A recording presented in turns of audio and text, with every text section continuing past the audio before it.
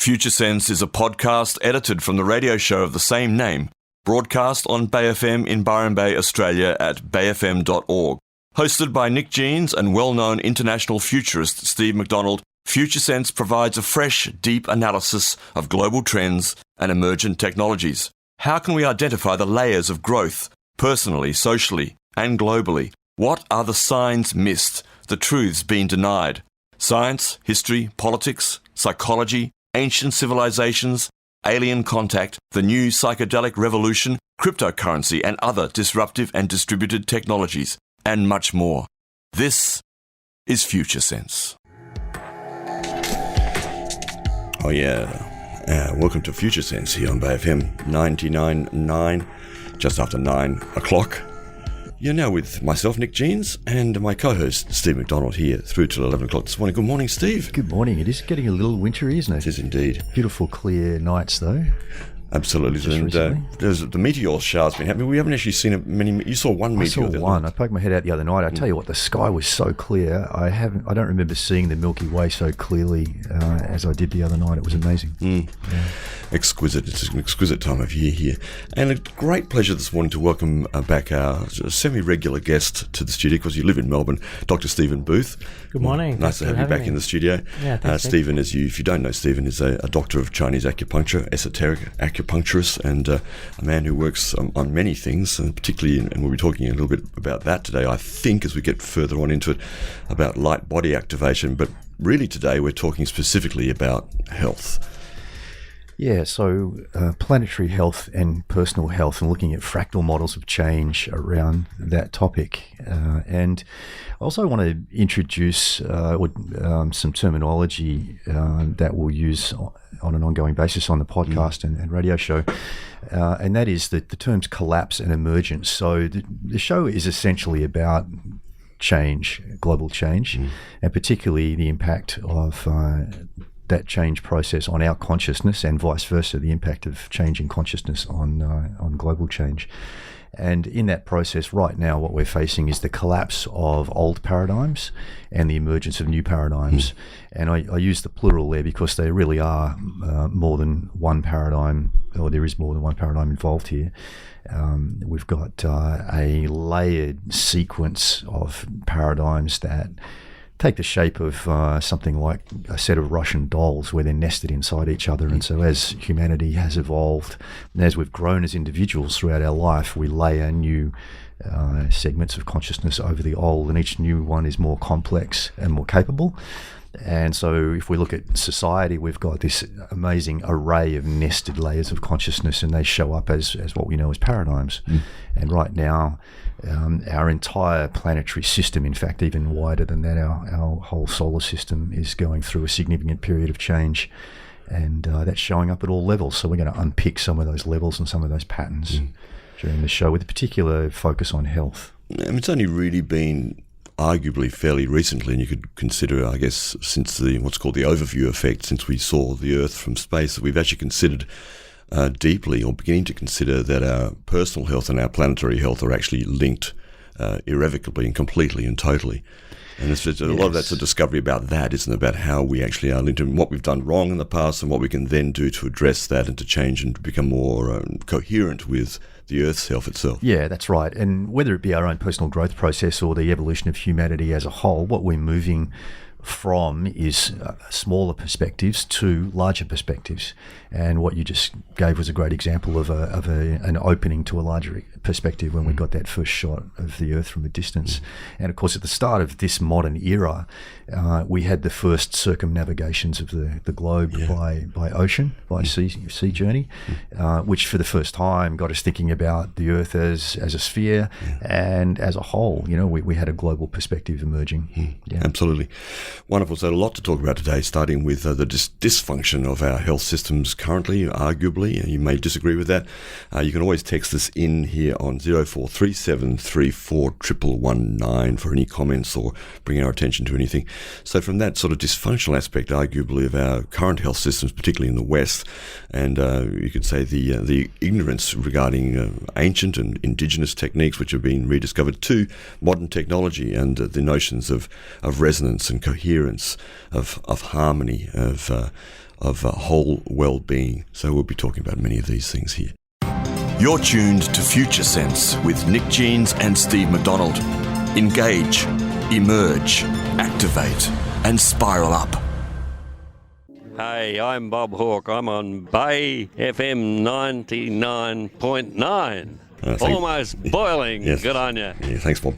That is Bob Hawke from some time ago. And, of course, the elections are coming up soon and the health of the nation is at stake. Our personal health and actually having to deal with the competition between the political parties is another contradiction to a healthy state of mind, I would suggest. The amount of information that we are flooded with continually. It's a difficult time, I would suggest, to be healthy, to maintain your health, and obviously the planetary health is in some state of some remedy needs to come forward. So we're going to be talking a lot about that today, and the change patterns themselves to begin with. Steve. Yes, and we got with us here our special guest, Dr. Stephen Booth, who's an old kung fu buddy of mine, and not that old. not quite as old as me, and fellow Taoist, and a couple of Taoist priests I have here this morning with you folks. That's true, actually. Yes. And so we're going to be taking an ancient knowledge perspective on personal and planetary patterns of change, and just look at that connection and the perspective of health from the angle of change. Mm-hmm. And of course, there's been a lot of activity around the globe recently with the emergence of this new activist movement, the Extinction Rebellion movement, and the growing understanding that we seem to be witnessing the sixth cyclic mass extinction on the planet. And with the emerging paradigm, particularly the relativistic sixth layer, which is what's next basically after the modern scientific industrial era, there's a huge pull to reconnect with nature, and we're moving from an individual oriented paradigm, which was the scientific industrial, which was very separating and specializing in nature, to back to a communal paradigm in the relativistic or the sixth layer. And as part of that process, we're reconnecting with a whole bunch of different things, and one of those very significantly is reconnecting with nature and the planet and earthing ourselves, having built structures, which are separating in a general sense, and also our professions have individualized and specialized and gone very deep in narrow areas, but thereby disconnecting each of those areas from its adjacent parts of the system. So fractal patterns of change, I guess, in a very simple sense, if we look at the most basic sort of changes that we're aware of, night and day is a fundamental one, isn't it, Steve? Yeah, that's one of the things that's quite obvious as humans, that we see the world around us changing, and you see that shift from daylight and the sunrise, and then that happens quite rapidly. So at sunrise we have this rapid movement from a yin state of darkness into the light. And then over the day, we get that change towards midday, and there's a maximum yang time, and then a decline, which happens gradually, and then suddenly and rapidly, we have a maximum rate of change at sunset into a yin state. So there's an ebb and flow. Just as we breathe, everything seems to breathe and flow and change. Yeah, and interesting, if you study meteorology, or if you have studied it, you'll know that the temperature, the land temperature, normally peaks around about roughly 2 hours after midday. So there's a little time lag. Yeah. And so that is suggestive of a spiraling movement. So instead of like a linear movement, we've got this spiraling movement where you've got a wave that has a lag effect. Yes.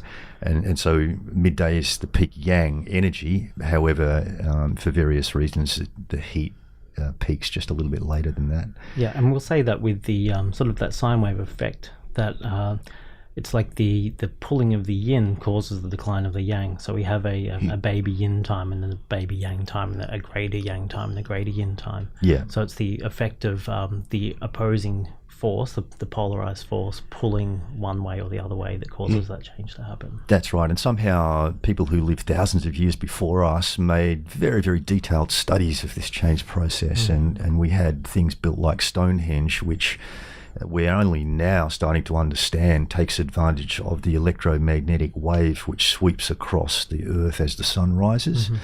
So that's why it's aligned to the dawn, and that electromagnetic wave activates the crystalline stones in the stone circles, which would provide healing effects. And those times where there is that rapid change, sunrise and sunset, they are times where traditionally you would do some kind of contemplative practice or meditation to sense into change. And we know there's atmospheric changes, like concentrations of lithium ions in the atmosphere change at those times, and we have different light spectrums available, more red light and so on at those times that have an impact on our health. Just as a human energy flow follows a diurnal cycle also. And we have chemical releases like we know about melatonin and so on now. Yeah. And so just flicking back to planetary scale for a moment, this evolutionary process that's happening for us all right now is drawing us to reconnect with nature. And something else that is happening, which is showing up in scientific data, is that the background resonant frequency of the planet, the Schumann resonance, is changing at the moment. And over the past month or so, we've had an unusually quiet period for a short time in April, and now we've had a whole bunch of spikes of higher frequencies. So there's been a couple of quite high spikes up to around the 80 hertz mark, whereas the normal frequency going back, historically was sitting around sort of 7.8 hertz roughly. It's always fluctuated though, but these fluctuations are, in our knowledge, rather unusual. They're unusual fluctuations. In the last few weeks also, we've had a number of repeated spikes to 30 hertz, which have actually almost been in a rhythmic kind of a pattern. So being in an evolutionary sense, being drawn to reconnect with nature is also a gift in that it's probably, if we do that and we take the time out to do the kind of contemplative practices that the Taoists have been doing forever, as in Qigong energy work, and also coordinated with these transition times in the yin-yang cycles of the day, we're allowing time and space for our body to be in tune with these earth changes. Absolutely. And if you looked at, if we went back the other way, back to the individual level, and you saw the similar kind of fluctuations that you're seeing in the earth now, and you looked at that, how would that be in an individual? You'd suggest that individual's going through some kind of rapid change, some immune response, some high alert. It would be like a fever or those kind of responses where the body's creating a response to the environment or its internal conditions. Yeah, and of course this is showing up in planetary systems with, for example, the climate, right, is all over the shop at the moment, and other planetary systems. I mean, for many people, that's a long bow to draw. I mean, for us, that to me is a very obvious thing that the Earth is showing the same sort of feverish symptoms. You could say the hot and the cold, the extremes that our own psychology and physical bodies are now starting to experience too. But for some people, that's a hard thing to draw that comparison to. The emergence of diseases within humans at the moment, you're getting an increase in autoimmune diseases, allergic responses, and they're some of them are histamine-driven responses that are that response to the changing environment. And one definition of health is that ability to adapt to change or to live in flow and harmony with nature and the natural cycles. Yeah, and what we're essentially talking about here when it comes to consciousness is our adaptive intelligence, our capacity to know, to sense and know and adapt. Yeah, and that essentially is health. Yeah. Very interesting. The natural ability of the body and the body of the Earth to adapt to the changes in its complex system and make some remedies within its own structure without even any input from the outside, you could say. To harmonise the inside and outside of yin and yang. And so, in a sense, disease is a cessation of that change process. Yeah. And there's that famous World Health definition where they look at health as not merely the absence of disease, but health is actually a wellness component as well. That harmony and flow are ways of preventing disease, and that's one of the things we really like to look at in Chinese medicine. Is we don't actually treat diseases; we treat patterns of disharmony to start with. And we do that by bringing more harmony and balance. And there's a general trend towards focus on well-being across society now. And what you were pointing to before, Nick, is really a symptom of the modern scientific industrial paradigm, is this perspective which doesn't see the connections between things. As you said earlier, that compartmentalisation that we've all come to not just live with, but almost depend on that structure, and that change away from that compartmentalisation, that reconnection between parts of the wholes of things is quite a big leap for some people, but it's clearly what is required of us as humans on the planet now. It is, and it's literally a leap in consciousness. It's a step up to the next layer of consciousness, and becoming aware of these connections and just opening your mind. And that matches with Chinese medicine thinking, that the framework that we have within Chinese medicine is often to zoom out and see what patterns are there. So we might look at a person as a whole rather than those individual parts, and see the recurring patterns that might be in their lifestyle and their habits, as well as what's showing up in their body in terms of symptomology. Yes. And in the process of re-identifying with nature too, and seeing ourselves as part of nature, one of the interesting things it also implies that we're subject to the cycles of nature. And we can see that emerging in this extinction rebellion movement, that people are saying, well, hang on a minute, there's a mass extinction going on the planet. We're part of nature and part of the planet. Then that means, the implications are that we're also subject to that change process as well. And obviously people are getting rather fearful around that at the moment.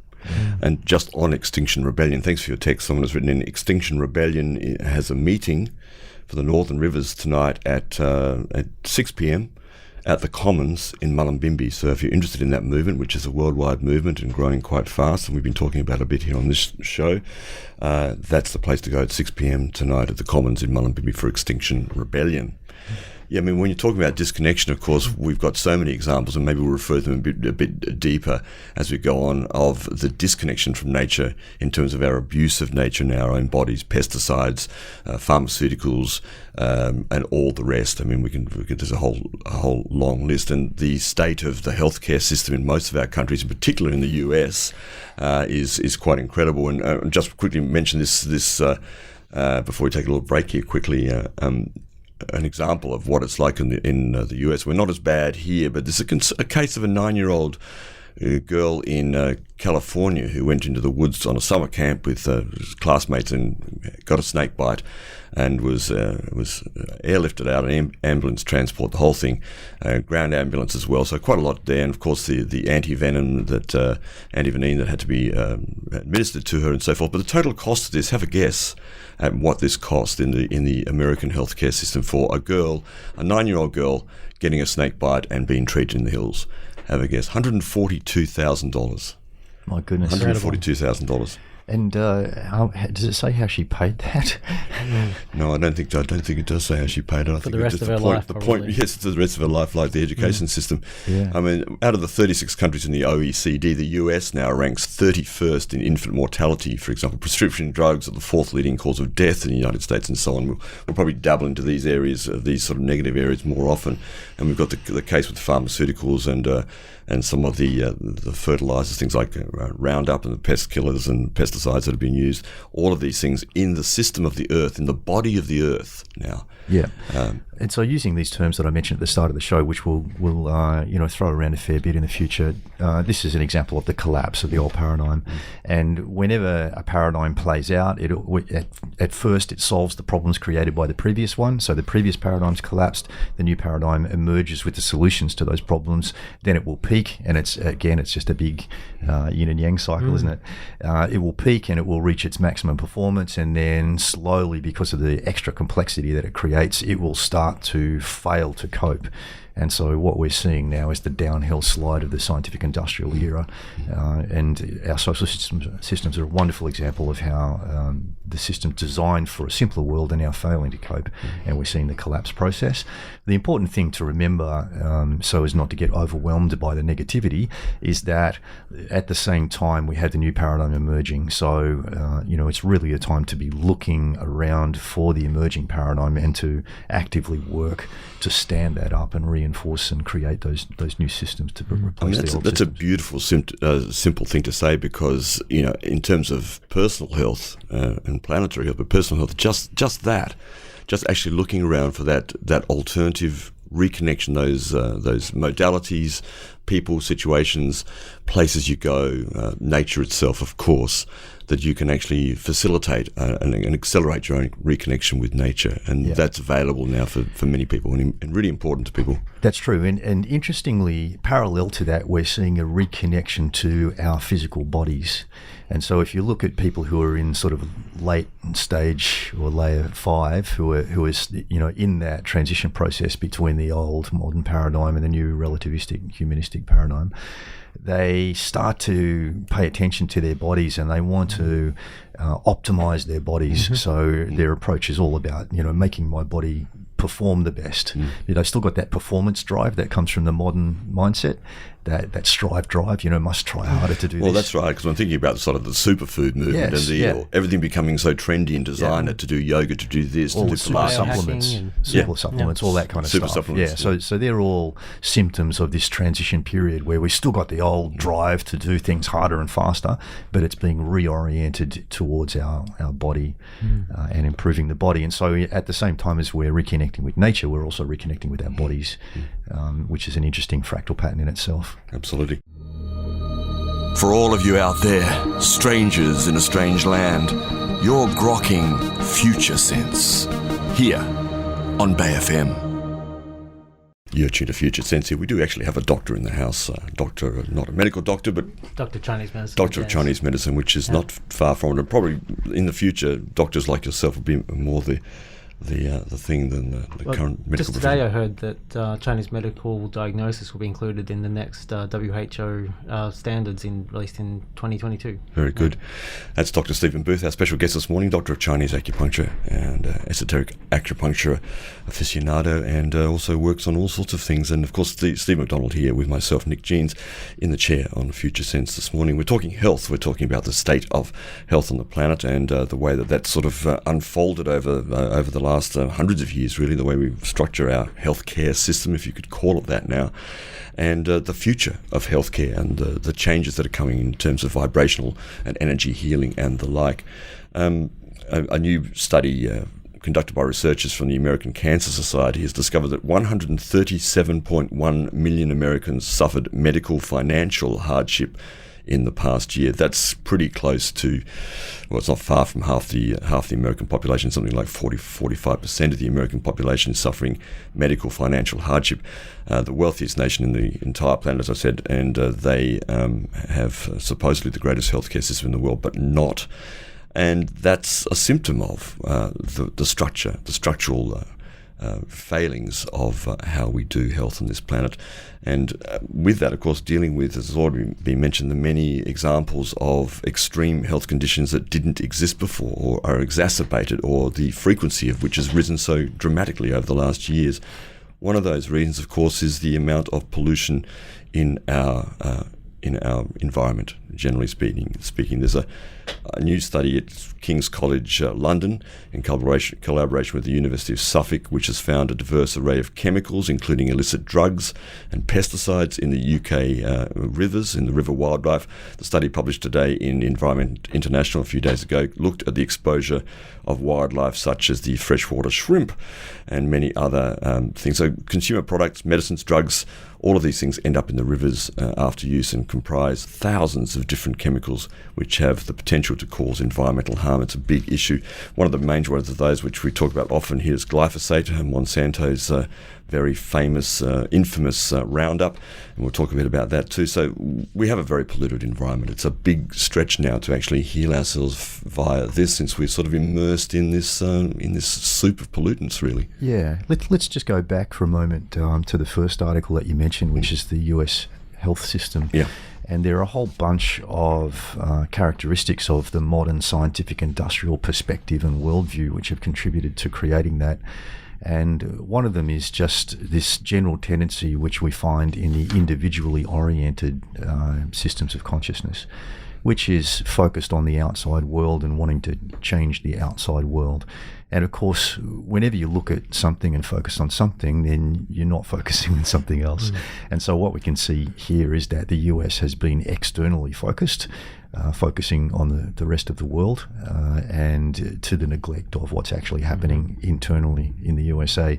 And that has, it's been fatal for a lot of people, no doubt, because the health system has been neglected, underfunded, and yet, the amounts that have been spent on external excursions by the USA and defence and those sorts of things are just mind-boggling.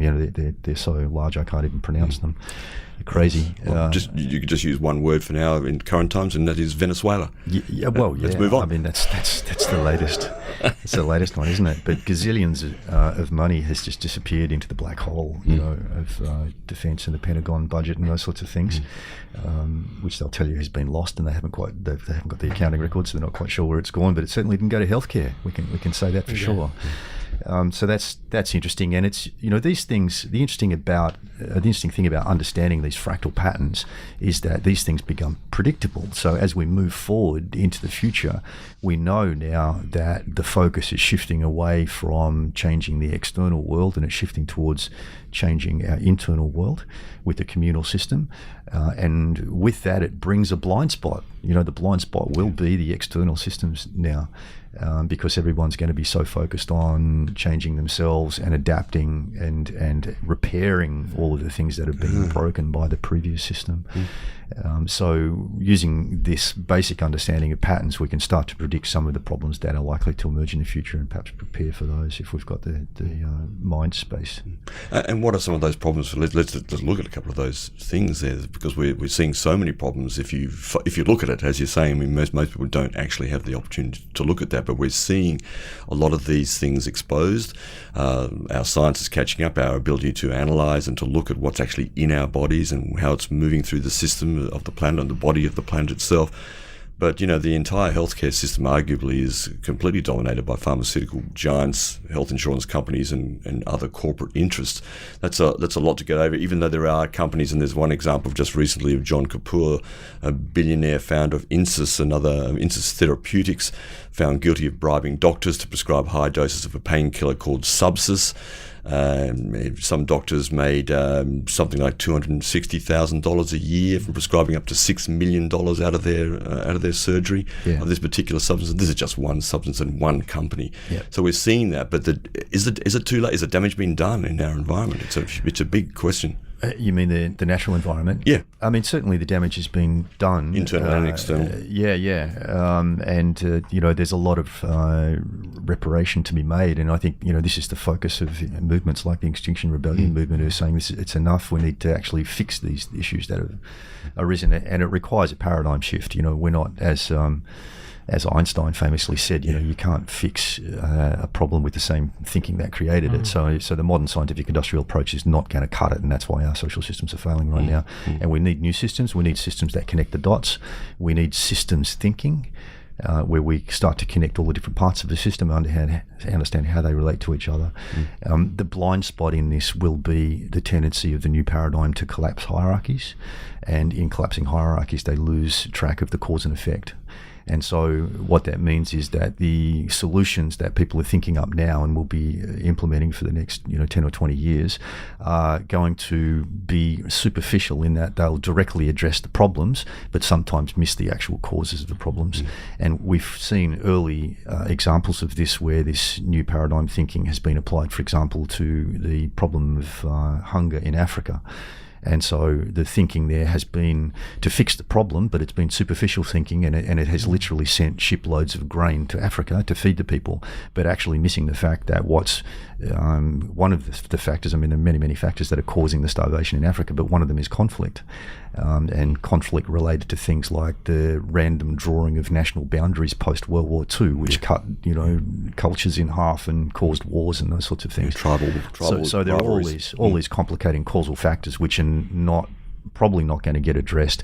But from an evolutionary sense, everything is perfect. And the first thing that we need to do is to actually take responsibility for the fact that, okay, we've made a mess here, things have gone wrong from our current perspective, and they need to be fixed, and take those initial steps. And simply, bringing it into our consciousness is the first most important step, and that's exactly what's happening. In Chinese medicine thinking, we have this idea of treating the root is superior to treating the branch. Yeah. And there's a time to treat the branch and trim. Yes. There's also, if you treat the root causes, then it's a superior medicine, and you'll create a longer lasting change. Yeah, of course, yeah. And we were talking before about the pollution of the environment, which was in those other articles that Nick just mentioned, the identification of cocaine, pharmaceuticals and pesticides in river wildlife by researchers at King's College London, and also the fact that we've got this glyphosate from Monsanto, which just seems to be getting into everything. Yeah, like it's frightening. Exposed to a whole range of chemicals that we've never come across before. We've got antidepressants being found in fish, and also like electromagnetic pollution and even thought pollution. So I deal a lot in mental health, and I'm seeing a lot of anxiety because the world looks like a really scary place to people with all the conflicting ideas and value systems that we're exposed to. I think it's really important to bring up that idea of thought pollution or emotional pollution, that we're affected by our emotional, psychological, psychic environment all the time. And again, that's something that we haven't been taught. We haven't been educated into that. We haven't been shown what to do about that. All of those sort of spaces of our immersion in the psychological, emotional, and physical environment. We don't really know that much about how we actually interact with that. And we're just starting to know. To see those flows in Chinese medicine, if we look at anxiety or even insomnia and those kinds of things, to a small degree, they're actually healthy. If you have a flow that leads you to stay up a bit late at night and look at your life, there's a time where that's appropriate. The same, there's a flow where it's time to go through a depressive period because you might need to reassess something. Or anxiety can be the same thing. It might be that there's something that's really not right and you actually do need to address it. Yes. So just to quash those things immediately to treat the branch mightn't be the best idea. And to take a really clear perspective on this, and to find the best ways through this difficult period that the whole planet is facing over the next few decades, it's best for us to try at least to step back and take a sort of a witness approach to what's going on, so we can work with these deeper causal layers. And tell us a little bit about acupuncture and how the creation of a disturbance is used to treat something. Okay, so if I am sticking a needle in someone, and without getting metaphysical or esoteric at all, Go on. I'll avoid it for this moment, and I'll offer up a solution that's been studied quite a bit, which is what the physiological changes are when you needle someone. So you get blood flow changes, you get capillary dilation, you get histamine response, and migration of different immune cells to an area. And that's going to create a change, a neurological change as well, because we are activating the nervous system.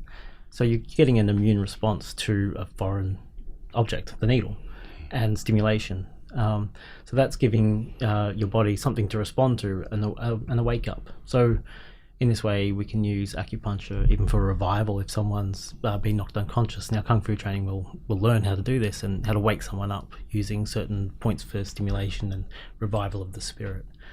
Can also be used to help purge things out of the body by using points that will create a release, or the one that's been studied a lot is modulation of immune response in terms of sinusitis, chronic sinusitis, and hay fever. That's been shown that acupuncture is extremely effective at treating sinusitis as an immune response by its a change in histamines. Yeah. So at a global level, we could see these disturbances like the Extinction Rebellion protests as a little needling of the old paradigm. Yeah. It's you could think of the immune cells of the species. Yeah.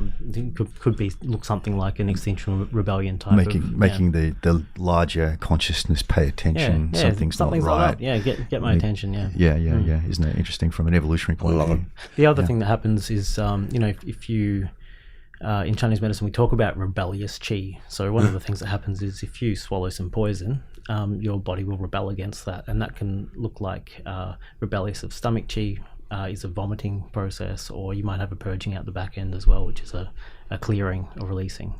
And that process of collapse, it's built into these natural systems, isn't it? I mean, I guess an obvious one is when the seasons change. In some places the trees drop their leaves, so that the trees, leaf system collapses and then re-emerges fresh. But it seems to be a truth that everything changes. I mean, if you just try breathing out for as long as you can, and just try keep breathing out, you'll only get so far, and then you'll have to breathe in again.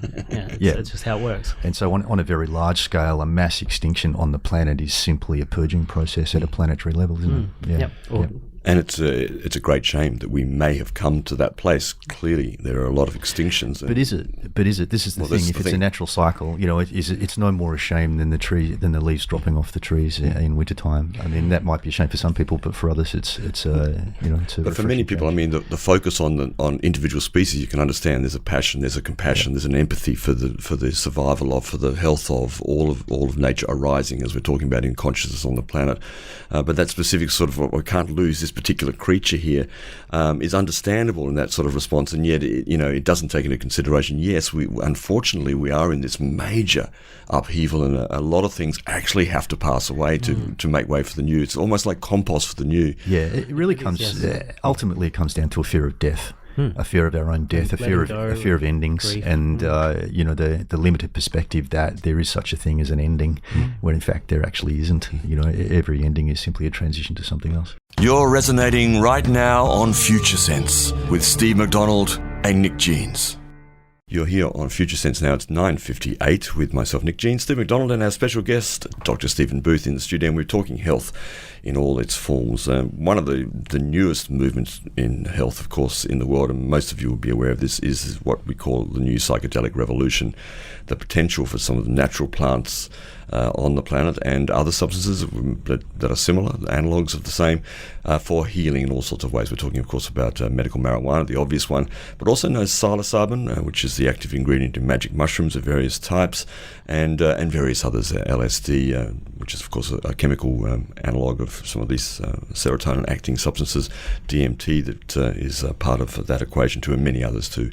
So how's that moving? Because there is such a fast-moving such a fast-moving sphere, this sphere of new psychedelics, or psychedelics for healing on the planet. It's becoming quite extraordinary, really, how it's moving. Not so much in this country, but there is movement here too. Yeah, it's actually moving a lot faster and a lot wider than most people think, and the reason that we're not fully aware of that is because a lot of it's being done underground because of the legal issues around psychedelics, which all the classic psychedelics are illegal in most countries around the world. And yet they are proving to be amazing tools both for healing and for personal transformation. And when I first encountered psychedelics many years ago, one of my main interests was their potential as a tool for the transformation of consciousness. And they seem to be serving that role extremely well. And the interesting thing is that they have quite a broad spectrum effect. And so first and foremost, we've got the natural plant-based psychedelics, which are playing a role in reconnecting people with nature, bringing people's attention to the medicines which occur naturally in the forest, and of course it's been a massive boom for sort of South America and the Amazon region with medicines like ayahuasca, etc.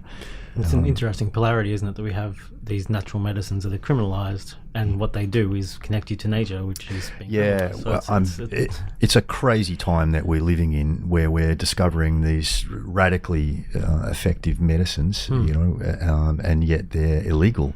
And on the one hand, we've got Denver the city of Denver in Colorado, talking about decriminalizing magic mushrooms. There was an article last week about that.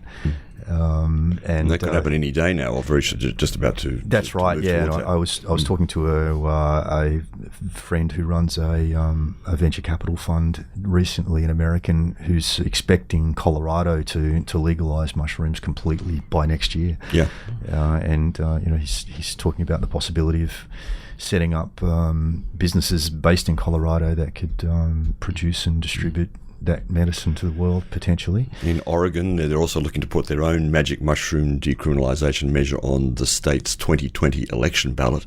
That's happening there, and also Oakland, California is looking towards, it's gaining momentum towards the same sort of decriminalisation too in that part of the States. That's right. And some people might say that the old paradigm has made such a huge pile of bullshit that the only thing we can do is grow mushrooms on it. That's awesome. Now, of course, we have some movement here in Australia too, and also in the UK with Imperial College London. A bit of a sketch about that, because as you said, there's an acceleration in this, and there's so many people who are interested in this space, but still kind of not, in my experience, not quite up to how fast this is and how meaningful this is, because there is sort of a hangover still of fear and the perpetration of the propaganda against these substances for many, many years now, so certainly since the 60s and before that as well. Yeah, I mean, so that's a slow change, really, isn't it, in people's conscience to give some space to the possibility that these substances are very valuable.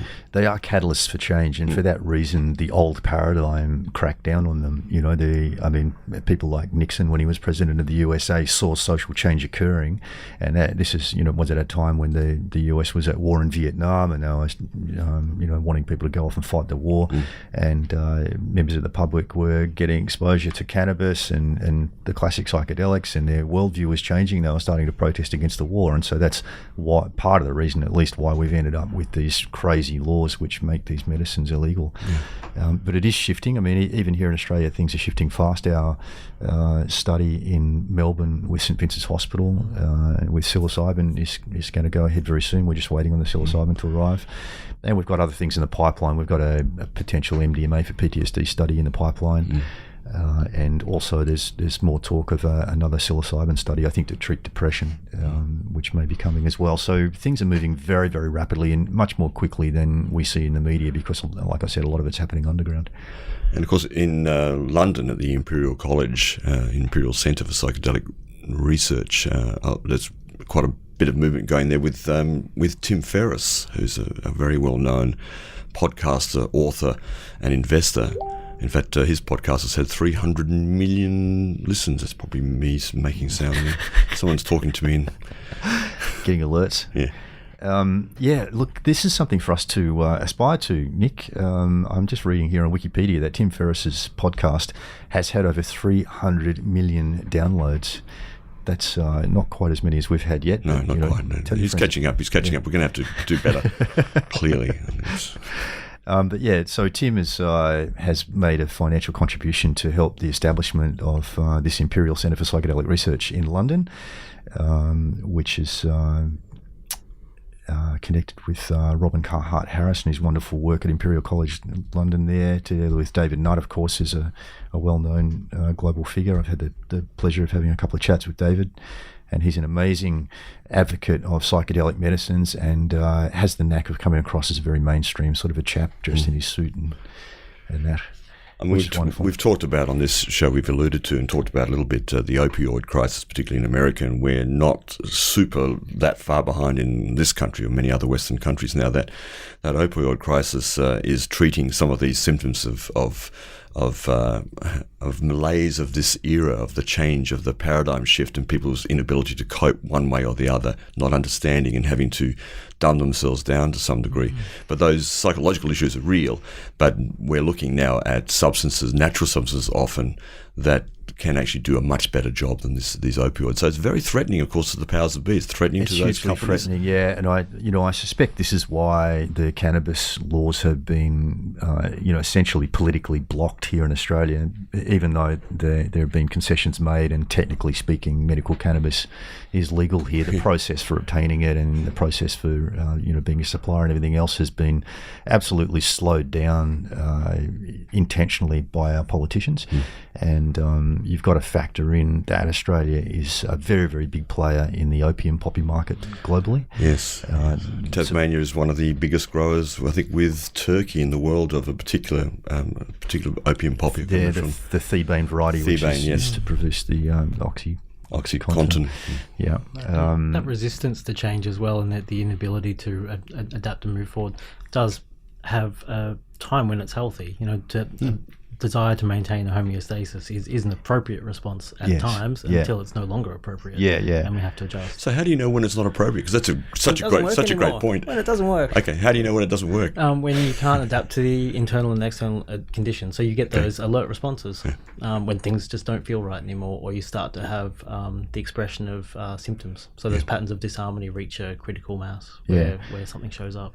And we talk about that on this show all the time, using the term evolutionary tension and the slingshot effect. And so you need the tension in order to create change. So it's, even though it can be uncomfortable to experience, it's a normal part of the change process. Thanks for your text too. And Stephen Booth was just talking there. Someone has written in, so what's the name of the acupuncturist on the show before? Very great chap, but I had to get out of the car before I could catch his name. When you're back in the car or wherever you are, it's Dr. Stephen Booth over here, who's currently living in Melbourne, but often visiting up here, and one of our associates. And your website, Steve, is drstephenbooth.com.au. Stephen with a V. Yeah, with a V. Yeah, Dr. Stephen Booth. Fantastic. There's so many angles to take this from, and I don't know if there's anything else to talk about. We talk about psychedelics a lot here, and for many people it's like a no-go zone still, and other people are very, very interested. I have a friend whose name I shall not mention, who's just anecdotally in the last couple of months, I've just reconnected with him, quite a close friend for 30 years, and he's sort of gone off the map for a few months, and I didn't know where he was, and now I've discovered that he's actually been healing himself from quite a severe depression, which I think came from an accident that he had with psilocybin, with microdosing of psilocybin, and anecdotally, and this is a man who's had this kind of experience before, not new to psychedelics in his long history, and yet somehow from the sort of party or the fun application of these substances, suddenly turning to healing with these substances, and a completely different experience and a deepening of his own connection to nature and to himself through that natural substance. So when I hear that personal, recent, local, anecdotal evidence, it's very obvious that we've got something magical here in front of us with the proper application of these psychedelics and the proper research that needs to come to. I guess people will choose different substances and different ways of using substances according to their layer of consciousness that they're operating from, won't they? So someone might choose to numb something out so that they can keep going and keep going. Yes. Someone might move into more of a feeling state and move into connection, and that absolutely. Absolutely. I mean, even from a recreational point of view, if you look at the way that people use drugs for altered states recreationally, in the individually oriented, modern, drive world, the tendency is to use stimulants like cocaine. And those sorts of things, because they fit with the general approach to life. Whereas in the emerging communal, humanistic, network-centric paradigm, MDMA is much more popular because it's all about feeling connected, and that's part of that perspective. Where some other substances like LSD mushrooms that are being microdosed for productivity, so you can help your business run more smoothly and operate. It's a completely different way of thinking about things. Talking about these drugs, of course, a legal drug in Australia that's most well known, of course, is alcohol, along with tobacco. Australian Institute of Health and Welfare, in another article, revealed that alcohol was the number one drug causing Australians to seek professional help in 2017 to 2018. This is from the Foundation for Alcohol Research and Education, FARE. Our well-known Dr. Caldecott pops up everywhere, is part of this, and the alcohol industry lobby group is pointed to as one of the most powerful in the country. They're extremely active in Parliament, and they are very big donors. Alcohol industry lobby groups work hard to make sure the government doesn't implement policies that will reduce sales. Such policies include higher taxes or stricter regulations, and of course the suppression of some of these other substances, medicines, as we're talking about. So that's it's the elephant in the room, really, isn't it? Particularly in a country like Australia, that alcohol is a huge business and causes so much damage. I think there's this article says there's 5,500 Australian lives are lost, and more than 157,000 people are hospitalised each year due to alcohol abuse. That's huge. Yeah, and again, it's a symptom of the old paradigm. Really, our widespread alcohol use goes back to not just the previous paradigm, but the one before that, which was the authoritarian paradigm, where there were no real immediate rewards in life. You always had to work hard for a period of time before it came. Like, you worked for 20 years and you got your gold watch, or like you're a really, really good person in the eyes of God for your entire life, and then you get to go to heaven later. That was kind of the mindset, and of course to put up with that, you had to numb yourself down, and so alcohol, was the drug of choice for that particular generation, and it's persisted. I remember reading a book years ago, I can't remember the title, I think I mentioned it before. It's a short book, English book, about the Middle Ages in England and the use of whiskey and beer, and basically as nutrition often. And they would drink these things in the morning, but of course filled with wheat ergot, which is very similar to LSD. So the theory of this particular little book was that the whole of the Middle Age England was kind of a bit nuts most of the time. It does explain some of the weird art you see around people flying through the air and all that kind of stuff from Middle Age art. It's true, yeah. Putting big, huge stones in these circles somewhere and just appearing overnight, all those other things. Yeah. But, look at alcohol. David Caldecott, that you just mentioned, who's an emergency physician from Canberra and is also one of the leaders and main advocates and organisers and doers of the whole pill testing movement here in Australia. And he was very much involved in the second formal pill testing trial that they did just recently in Canberra, which is very, very successful. Can't avoid that big Irishman. He's a mad Irishman, but funny as hell. An amazing gift to the world. He really is. Indeed. Yeah, and not afraid to speak his mind in the most Irish fashion. Alcohol. Now, there was another article, Nick, about a trend towards non-alcoholic public bars. Oh yes, this is a piece on healthy partying. Healthy partying. Welcome to the underground world of healthy clubbing. That's from the one. bonappetit.com. Clubs in New York City are incorporating wellness practices to help ravers. Ravers is good too. Help ravers and rovers find self-care after dark. Yeah, what's this about? It's obviously coming out of New York City. Again, we've got the collapse and the emergence. So we've got all the damage being apparent from the use of alcohol, and we're just figuring out that our drug classification and legal scheduling system is not based on science. So it actually is not about how dangerous drugs are. It's just about what we're used to and what's socially acceptable and what's not. And so at the same time as this collapse is becoming apparent, so is the emergence. And here's the new paradigm rising. It's young people who've grown up with exposure to alternative means of obtaining altered states. And that need to obtain altered states is part of our life. We would die, humans would die if it wasn't for altered states, because every night we go into an altered state called sleep, and it's essential. And if you don't sleep enough, then you can't live. So, it's part and parcel of who we are.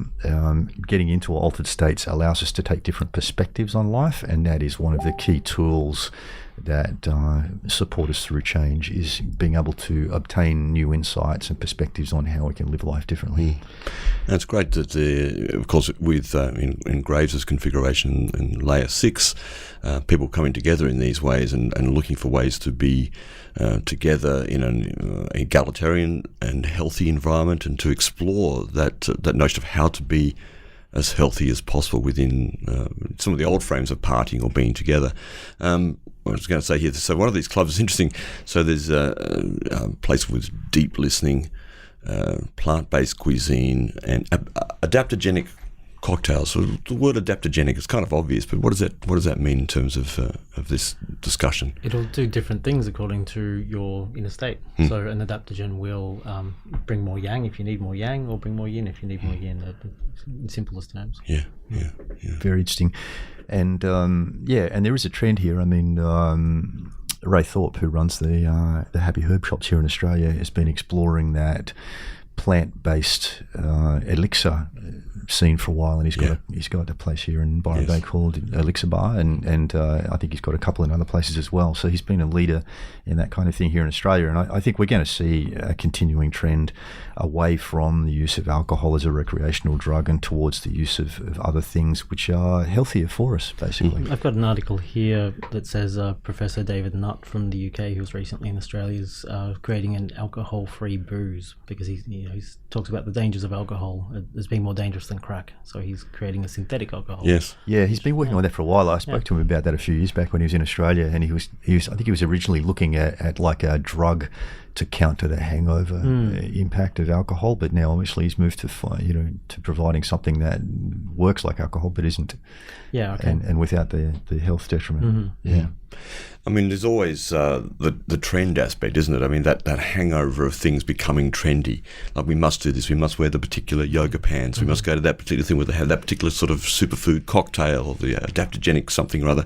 And I guess it's a movement that most people need to pass through, where they start to adopt newer and arguably better lifestyle choices, food and experiences, and then it becomes a bit of an addiction in some ways, and a bit of an obsession for some people. They kind of have to move through that too, because people can go too far the other direction. That's just another part of the process, isn't it? It's kind of like fossil fuels, isn't it, really? You get used to burning that coal and petrol and stuff, and it's really hard to change. But it's a matter of the alternatives becoming available, and that's really the biggest thing is I think a lot of people who are addicted, whether it be to alcohol or fossil fuels, if they're presented with an affordable and practical alternative that's better for them, they'll probably choose that if it works better for them personally. But it's just a matter of the slow change of the systems, our supply systems and our social systems and things to make that happen. You're tuned to Future Sense with Nick Jeans and Steve McDonald. Engage, emerge, activate, and spiral up. And we're talking about planetary and personal health and processes of change patterns, fractal change patterns, big and small. And at the moment, we're in this transition from the modern way of living to the postmodern way of living, which is characterized by a change from individuality to a community focus. And all of our systems and approaches to life are flavored by that. And of course, if we're looking at healthcare, then you might have noticed that there's a strong rising interest in group health-oriented activities, albeit either general well-being and fitness, or from a deeper pathological sort of focus. And Steve, you were just saying during the break a really interesting little fact about the thymus gland. Talk about that. I was looking for a reference for it, but I couldn't find it. But my recollection is that there was a study done where they looked at people that were exiled from tribal environments and looking at their thymus gland and seeing that it had atrophied. And what happens when those people are exiled is that their immune system starts to fail, and the thymus gland produces T cells, immune cells, so they'll get sick and often die from just regular illnesses that are going around. And that's a lack of community, a lack of collective love feeling, really. Yeah. And I mean, gosh, Nick, you used to work on the Path of Love program, didn't you? Yeah. And that's a really strong theme, the heart-opening theme that's coming. Yes, and to be, and as you're saying, to be seen. Of course, it's very frightening for most people in the period, the last period of in Graves's, in Claire W. Graves's work in the as you said, the modern period, and the period we've been under for quite a long time, the period of competition and consumerism and corporatism and so forth. In that era, a lot of isolation has occurred for people, and in a world where we're on one hand incredibly connected via our technology, where actually many people are feeling, particularly I think in the cities, very isolated.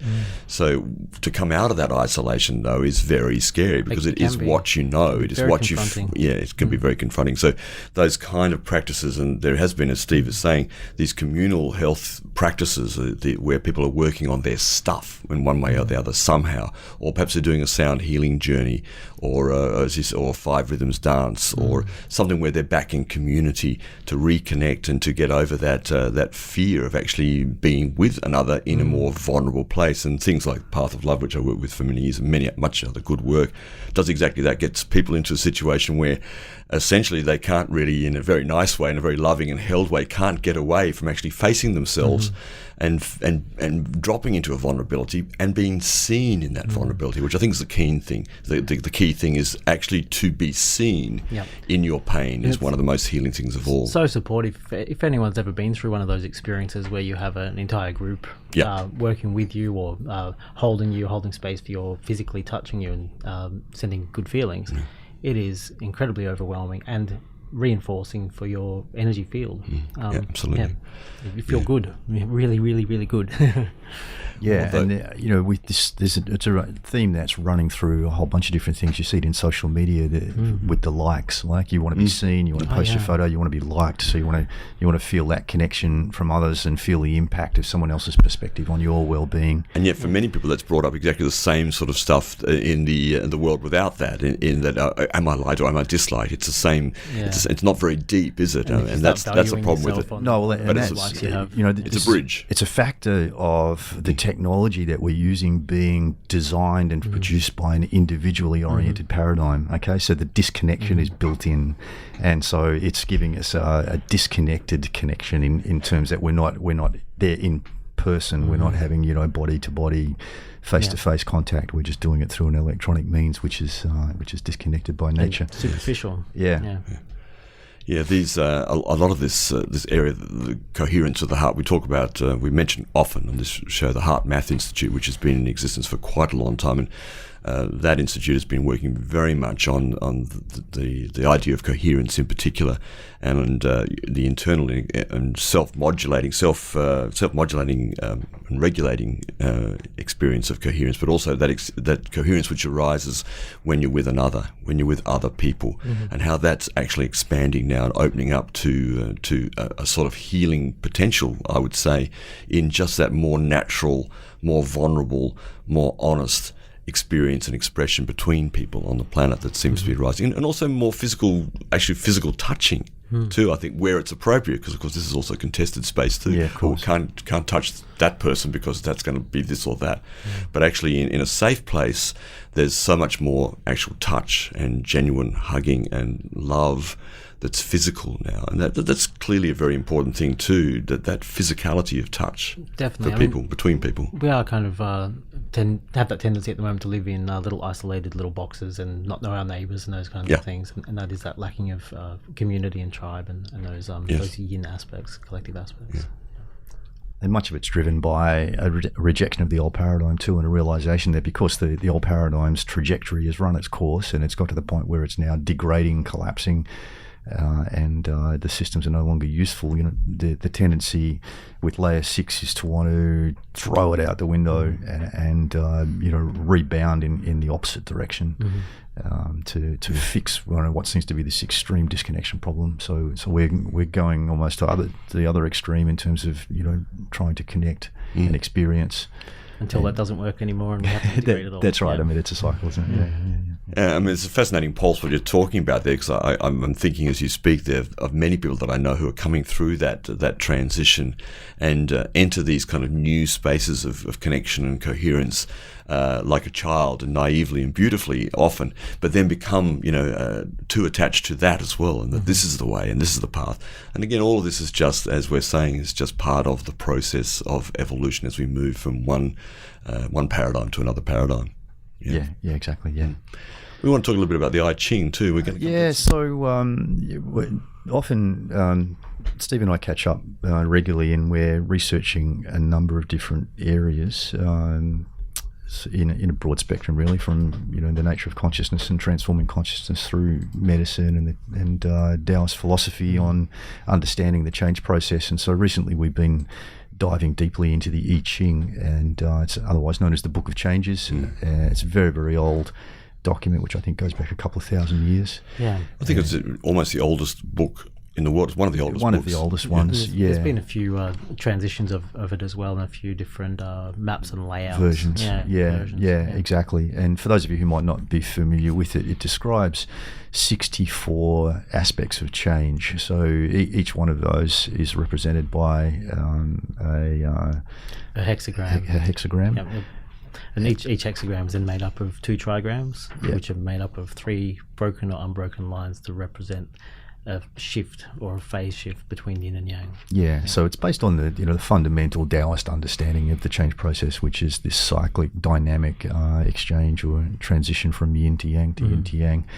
And the interesting thing about it is that Nassim Haramein's work has been delving into the underlying structures of space-time, and what he's found, of course, is this 64 tetrahedron grid, which he's, in a rather genius fashion, has realised that each tetrahedron has 6 lines in it, and depending on your perspective on the 64 tetrahedron grid, those lines can appear broken or unbroken, and so you can actually dismantle his model of the structure of space-time and get the I Ching, which is amazing, pretty amazing. And Haramein's work also talks about the 64, the number 64 itself, which is an interesting number and appears on all sorts of places. And I'll just read some of those, which is rather interesting. Yeah, go right ahead. Yeah.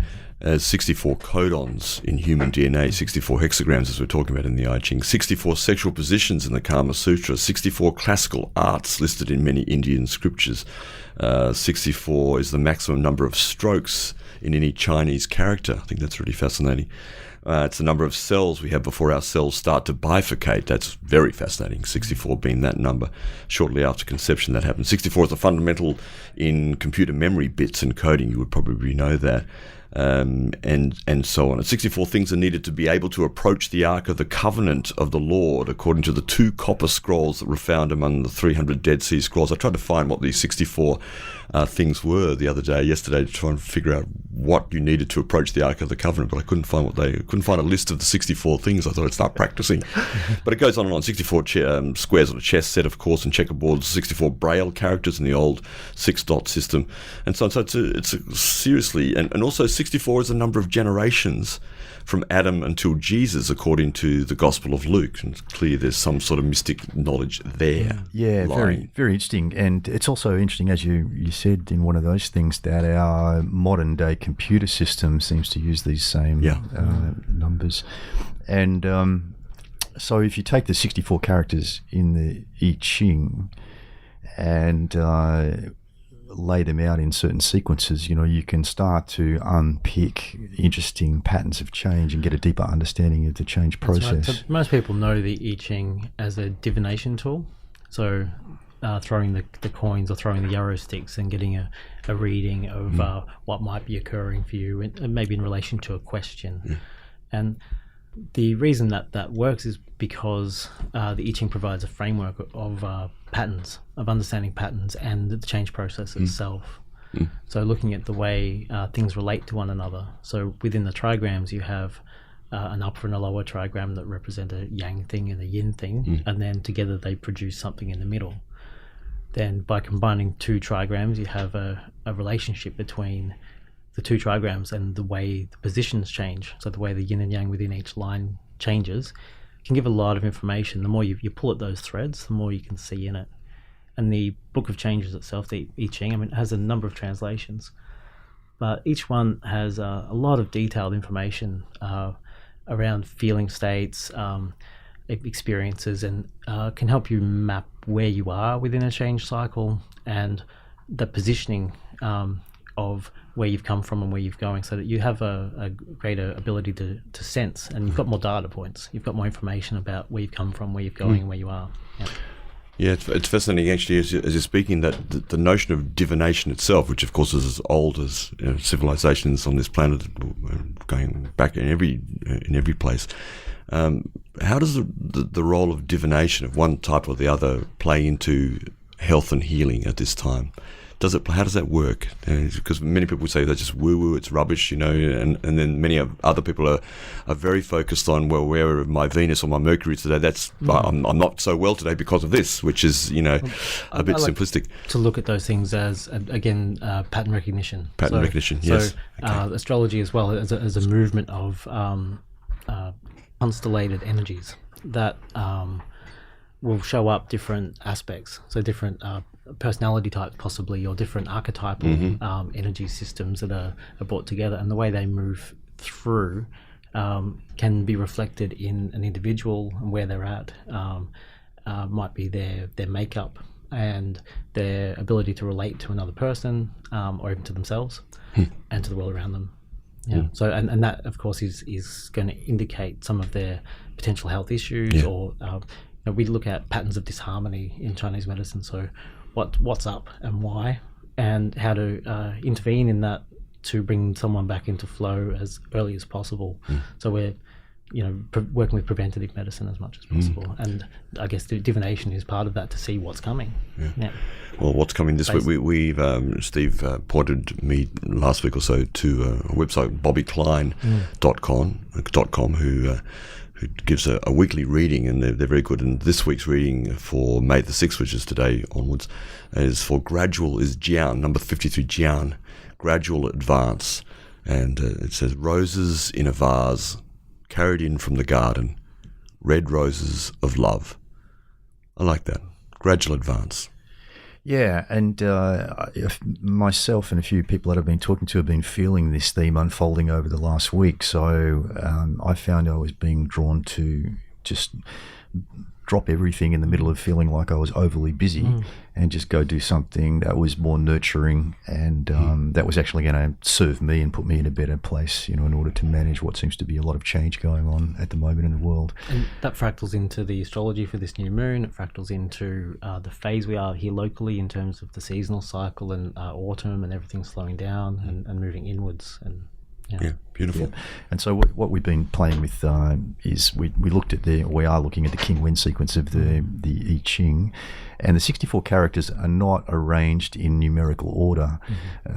But what we've noticed is they when you sort of look at them in a standard representation, they're laid out in like tabular form as a sort of a square arrangement. We've noticed that there's a very, very old image which I dug off the internet somewhere of the I Ching laid out in a shape that looks like a donut, which is actually, it's a two-dimensional map of a torus shape. So a toroid is basically a toroid shape is a donut shape. Most people know what a donut looks like. So the donut, it also represents the same shape as a black hole, basically. And Nassim Haramein in his work says that everything has the nature at its center has that fundamental nature of a black hole, which is basically a torus, energetic torus shape. So anyway, the torus has a north and a south pole, which of course is yin and yang, and then everything in the universe has spin. If you go down to the most fundamental particles, they all have spin. So what we've found in this very, very old flat donut shaped image is it has 32 of the characters, so half of the characters from the I Ching in the center of the donut hole, half yin and half yang, and then the other 32 are on the outer boundary, which represent the inner boundary and the outer boundary on the flat diagram represents the north and south pole of the actual 3D toroid. And then the change process runs in a spiraling fashion, and there are 8 steps connecting the two poles. So for each aspect of change, for it to move to a different aspect of change, it has to go through these 8 steps to reach the other pole. And there was a breathing in and out movement as well, like you'd move from the inside to the outside until you can't go out anymore, and you'd move back in. That's right, yeah. And the spin can be in both directions. And there's an interesting correlation with computer code, because you've got 64 characters, and if you lay them out in a linear form and then understand that you can flow through the sequence forward or backwards. So each character has a forward or a backwards orientation depending on how you experience it, how you come across it. So that gives you 128. And then if you put bring spin into the process as well, 2 directions of spins, you get 256, which of course is an important computer code. Dimensional shift as well, doesn't it, when you're taking this 2D image and imagining it in 3 dimensions, and seeing it as it would be expressed in a actual field would be 3 dimensions at least, and maybe spin creates a 4th. So all that probably sounds like wild esoteric theory to most of the listeners, but the interesting thing from my point of view is that if we can just crack this, and we're very close to doing it, then we'll have a very, very detailed map of change, and that can help us understand, to diagnose a change state and to understand what's next in a change process to an incredible amount of detail. And it could be digitized, it could be put into a computer form. The other thing that was interesting in that was the positioning. Each of those data points might have an individual kind of feeling about it, but the positioning where it's at will create an entirely different perspective on it. So it's just like if you have a note in music, you play the same note in a different sequence, it might sound or feel different. Yeah, exactly. And so if anybody's listening to the show or to the podcast and they know about this kind of torus-based map of the I Ching, and maybe they're further down the track and analysing it than we are, please reach out. You can email me at steve@futuresense.it. Would love to hear from you if you've got any more information on this. Particularly practical application, I'm especially keen. And it's a good point to mention that you can listen to our podcasts via that website, futuresense.it. For all of you out there, strangers in a strange land, you're grokking Future Sense here on Bay FM. 10:45 here on Future Sense, and the last 15 minutes of the show, pregnancy, birth and beyond, coming up at 11 o'clock. As usual, we've been talking about health and healing. There's so much to talk about here, ranging widely, and hopefully there's been some things that have clicked in with you.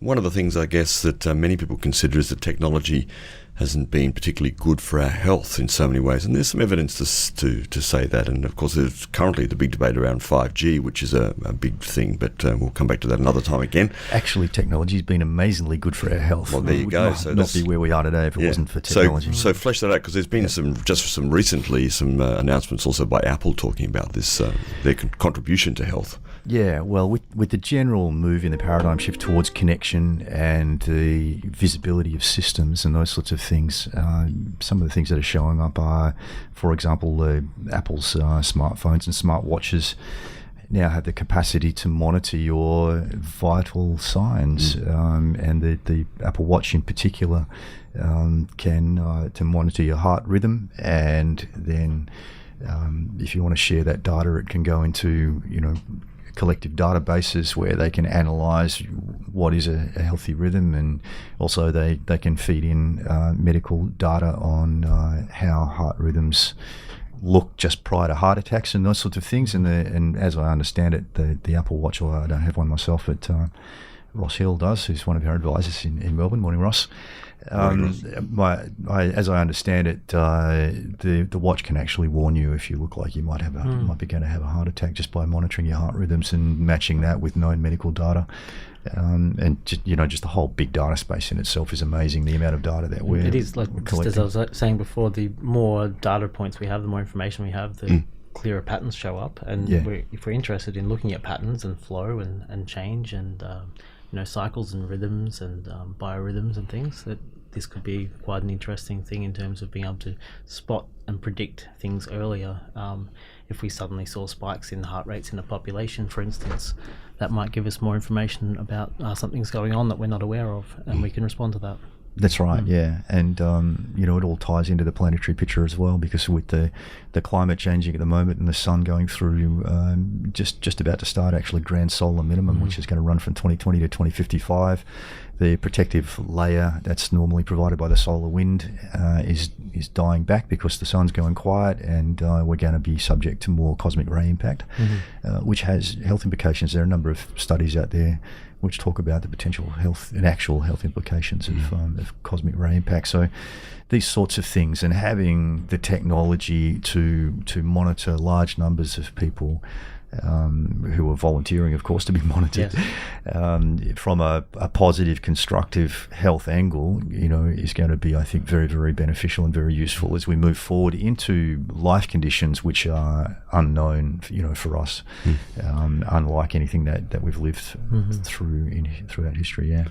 I wanted to ask you guys in the last few minutes we have today about the light body activation, because that seems to be where the cutting edge may well be beyond the physical body, that we are more than our physicality. And most of us, I think, that we know and listen to this show probably believe that one way or the other. They feel that, they know that somehow, but there is actual technology available and coming online and slowly being discovered and practiced to activate what's known as a light body. Can you give us a bit of an expansion on that area?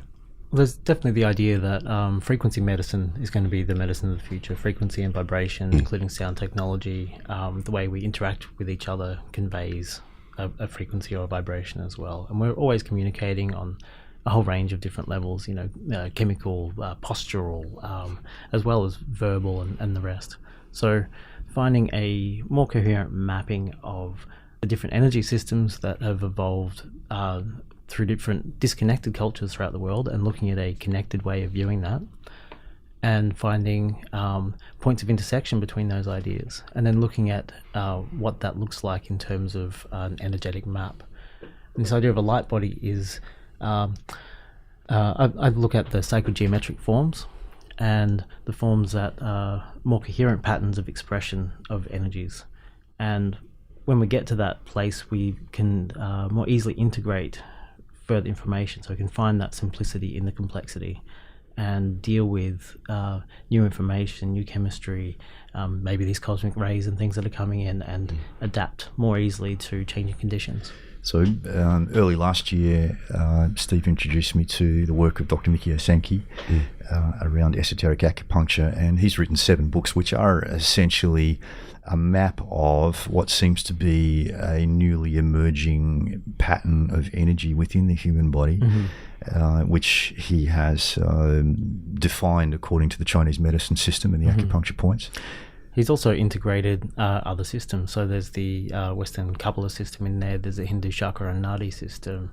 There's some of the Theosophical Society's information in there. There's a whole complex synthesis going on in his work. Yeah, so we've been doing some very practical work around that in terms of using our long-term understanding of Chinese energy systems from our martial art, which we've both been studying for over 20 years now, and using that to activate energies within our own bodies to obtain altered states of consciousness, and then experimenting with advanced body scanning and healing techniques that we're accessing through that kind of work. And so maybe we can just talk very quickly about our experience the other night, where so Steve's just been through a dental emergency. Yeah, a bit of healing crisis. Ended up in emergency, getting some dental work done, and I've had some persistent infection since then that I've been treating. And Steve's done some work with me in the energetic field recently, where I felt an immediate and marked difference. Even though I've been working on it considerably myself, having someone else with experience and the ability to sense what might be happening for me. So feeling that resonance, and then being able to make a change based on those feelings. Yeah, so I did what I call an energetic scan of Steve's head, and I found an energy anomaly in one side of inside his skull, which seemed to be related to the tooth issue that you had the tooth extracted, right? Is that right? I had a root canal began. Root canal. Yeah. It's in process. So I found that, and basically dissolved that energetic issue there, and then also we worked with what felt to you like a gap in your energy field on the opposite side of your head. Yep. And so I did some energy work, and when I say energy work, I guess the closest thing you could relate it to is something like Reiki, where you're working with a subtle energy that's emitted from your own body, and so I used my energy to restore your outer energy field on the right hand side of your head. And what did that feel like? It felt like a smoothing or a stabilizing of one side, and a balancing between left and right to me. Yeah. And that ability to go into a shared space where we both have a common experience and an agreement, so that the story matches, it feels the same, is definitely part of that healing and sensing and the confirmation that comes out of that. And there's some holographic element at play here, because when I tune into you and scan your head, I actually feel it in my head. Yes. So there's a resonance, an energetic resonance that happens there, and that allows me to use my head space to do the work, and it's being transmitted to you, right? That's it. So yesterday I did a group acupuncture session where we used an array of 16 points. And during part of that session, I was able to hold the entire pattern in myself, but also feel in the people that were there whether they were getting those nodes activated or not, and then work with them individually and collectively to help that flow continue and increase and stabilize. So this is really physics that we just don't understand yet. You know, it's Nassim Haramein says this is that a lot of these things that we call mysticism and stuff, it's just science that we don't really understand. We just don't have the words and language yet. So the Chinese would talk about qi because they didn't have words for viruses and bacteria. Yeah. So there's something going on here which at some point in the future we'll be able to define scientifically exactly, but right now we can just experience it and feel it, and we're trying to figure it out. I mean, very quickly, because we do have to finish now, and I've got to do this draw quickly too, which I nearly forgot. These capacities that you're talking about here, are we evolving into this, or has it always been there? What's going on there? I think the answer to those questions is yes. Yes and yes. It's always been there. What is evolving is our perspective on it. So our perspective is broadening, and we're understanding these things in more detail and with more complexity than we have before. It's a states and stages kind of question, isn't it? Exactly, yeah. But I mean, there are stories from throughout history of people who've been able to do this kind of healing work. They write books about them. Totally. Yeah. I'll do this draw for the double pass to the film Peterloo at the Palace Cinemas. Thanks for all your calls. Quite a lot of calls in there. Very good. And the winner is Jenny, subscriber number 1246. Thanks for listening. Thanks to all of you. We'll have to go now. Thanks to Dr. Stephen Booth for being with us again today. Thanks, and mate. Please come back whenever you're up here. Absolutely. And to my co-host, Steve McDonald. Thanks, Steve. Thanks to you too. And thanks to all of you out there. And thanks for tuning in and being conscious of your own health and healing as much as you can. Blessings and healing to you all. We send that resonant energy to you right now. Thank you. Thanks for joining us. Bye-bye. You've been listening to Future Sense, a podcast edited from the radio show of the same name, broadcast on Bay FM in Byron Bay, Australia, at bayfm.org. Future Sense is available on iTunes and SoundCloud. The future is here now. It's just not evenly distributed.